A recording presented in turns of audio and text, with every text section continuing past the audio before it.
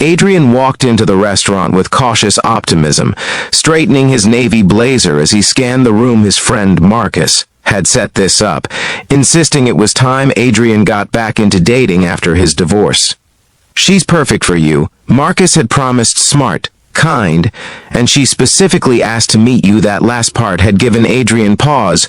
Why would someone specifically want to meet him? But Marcus had waved off his concerns, and now here he was, searching for a woman he'd never seen. Then he spotted her. She stood near the center of the restaurant, her wavy brown hair catching the light. Wearing a white blouse and red skirt, she was beautiful, but there was something tentative in the way she held herself. Their eyes met, and she smiled with what looked like relief. Adrian crossed the room, extending his hand. "Hi, I'm Adrian Olivia," she said, shaking his hand. Her grip was firm, but her palm was slightly damp, nervous. "It's nice to finally meet you." Finally? Adrian thought, how long had she known about him? They sat at a table by the window. The afternoon light streaming in the restaurant buzzed with conversation around them. But Adrian found himself focused entirely on this woman who'd specifically wanted to meet him, so he began, trying for casual. "Marcus tells me you work in pediatric nursing?" "I do," Olivia said, her smile not quite reaching her eyes. "At Children's Memorial downtown. That must be rewarding." "It is," she agreed, then fell silent, studying him with an intensity that made Adrian shift in his seat. "Is something wrong?" he asked. Olivia took a breath, then leaned forward slightly. "Adrian, I need to tell you something, and I'm not sure how to start." His stomach dropped. This wasn't going to be a normal date, was it? "Okay," he said carefully, "I'm listening." Olivia glanced around the restaurant, as if checking who might overhear, then spoke quietly. "I'm not really here for a blind date." "You're not?" "No," she said, her voice trembling slightly. "I'm here to say thank you." Adrian felt confusion wash over him. "Thank me? For what?" "I've never met you before." "You haven't," Olivia agreed. "But 3 years ago, you saved my little brother's life." The world seemed to tilt slightly. Adrian gripped the edge of the table. "What? May 15th. 3 years ago," Olivia continued, her eyes glistening. "There was a fire in an apartment building on Riverside. You were one of the firefighters who responded." The memory hit Adrian like a physical blow. He remembered that day. The smoke, the heat, the screaming. "The third floor," he said quietly. "There was a boy." Olivia nodded, a tear sliding down her cheek.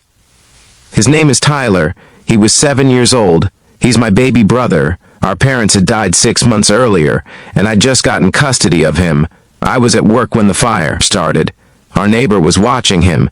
Adrian remembered pulling that boy from the burning apartment, how light he'd felt in Adrian's arms, how still he wasn't breathing when I got him out.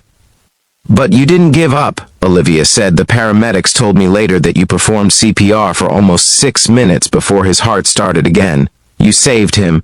Adrian, he'd done his job that day. Nothing more, but seeing the gratitude in this woman's eyes, understanding that the child he'd carried out had a family, a sister who loved him. It made something in his chest tighten. "I'm glad he made it," Adrian said, his voice rough. "Is he okay now?" "He's perfect," Olivia said, pulling out her phone to show him photos. "He's 10 now. He plays soccer. He's obsessed with dinosaurs. He wants to be a paleontologist, and every single day of his life since that fire is because of you."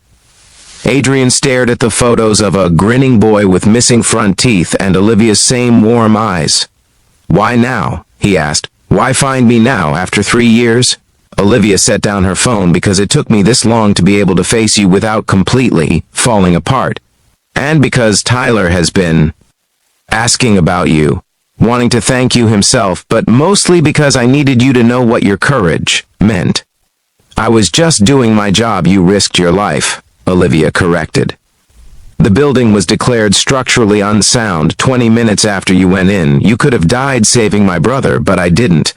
"No," she agreed, "you didn't. And neither did Tyler, and that's everything." They sat in silence for a moment, the weight of her words settling between them. "So this isn't really a date," Adrian said.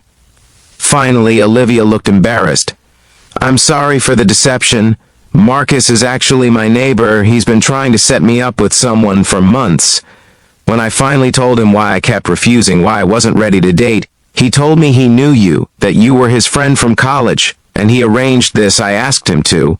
Olivia admitted I wanted to meet you face to face, to say thank you properly. I hope you're not angry. Adrian should have been annoyed at the setup, but looking at this woman who'd carried the weight of gratitude for 3 years, he found he couldn't be. I'm not angry, he said. I'm honored that you wanted to find me. Olivia's smile was genuine this time. Would you like to meet Tyler? He's with a friend right now, but he'd love to meet his hero. I'm not a hero. You are to us. Something in Adrian's heart, something that had been closed off since his divorce, cracked open slightly. I'd love to meet him. They ordered lunch, and the conversation shifted. Olivia told him about raising her brother while working full-time, about the challenges of suddenly becoming a parent at 23, about the guilt she still carried over not being there the day of the fire. I should have been home, she said quietly. If I'd been there. You couldn't have known, Adrian interrupted, and you've been there every day, since. That's what matters. How do you deal with it? Olivia asked with the what-ifs. Adrian thought about his own what-ifs. What if he'd tried harder in his marriage? What if he'd been home more instead of always at the station?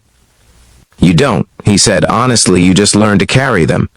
They talked until the lunch rush ended and the restaurant began to empty, about the fire service, about nursing, about loss and resilience, and the strange ways life surprises you. When they finally stood to leave, Olivia hesitated. Adrian, I know this was supposed to be a setup, and I know it wasn't real, but would you maybe want to have coffee sometime? As friends? Friends, the word should have been disappointing instead. It felt like possibility. I'd like that, Adrian said. And I really would like to meet Tyler. Olivia's face lit up. How about Saturday? We usually go to the park in the afternoon. You could join us. It's a date. Then he paused. I mean, not a date, just... Olivia laughed, and it was the first completely unguarded sound he'd heard from her. I know what you mean. Saturday came, and Adrian found himself more nervous than he'd been for the fake blind date. He met them at Riverside Park, bringing a soccer ball after Olivia mentioned Tyler's love for the sport. The boy who ran up to him was nothing like the still, smoke-stained child from his memory. Tyler was all energy and enthusiasm, his dark hair flopping into his eyes. Are you really the firefighter who saved me? He asked breathlessly. I guess I am. Without warning, Tyler threw his arms around Adrian's waist. Thank you for not letting me die. Adrian felt his throat close up. He knelt down to Tyler's level. You're very welcome, buddy. Do you want to play soccer with me? I'd love to. They spent the afternoon in the park. Adrian played soccer with Tyler while Olivia watched from a bench occasionally, calling out encouragement later. They got ice cream, and Tyler peppered Adrian with questions about firefighting, about equipment, about the bravest thing he'd ever done. The bravest thing I ever did was pull your sister's contact information from the incident report and agree to meet her, Adrian said, making Olivia blush as the sun began to set. Tyler grew tired, leaning against his sister. Can Adrian come back next week? He asked if he wants to, Olivia said, looking at Adrian questioningly. I'd like that. Over the following months, Saturday afternoons became routine park visits, soccer games, trips to the Natural History Museum to feed Tyler's dinosaur obsession, and slowly, the friendship between Adrian and Olivia deepened into something more.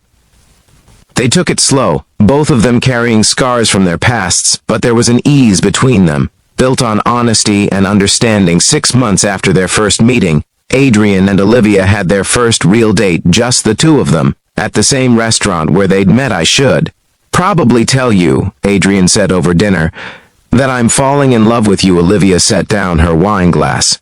I should probably tell you that I already have. Yeah, she confirmed. Is that okay? It's more than okay. A year later, Adrian proposed at Riverside Park. With Tyler's enthusiastic approval, the boy had become like a son to him, and Olivia had become his future on their wedding day. Tyler served as best man in his speech at the reception. The 11-year-old said something that made everyone cry. Adrian saved my life 3 years ago, but I think maybe I saved his too, because before he met us, Olivia says he was sad and alone, and now he smiles all the time, so maybe we saved each other later. As they danced, Olivia whispered in Adrian's ear, "I never did properly, thank you." "You thank me every day," Adrian said, "by letting me be part of your family." "Our family," she corrected. "I love you. I love you too."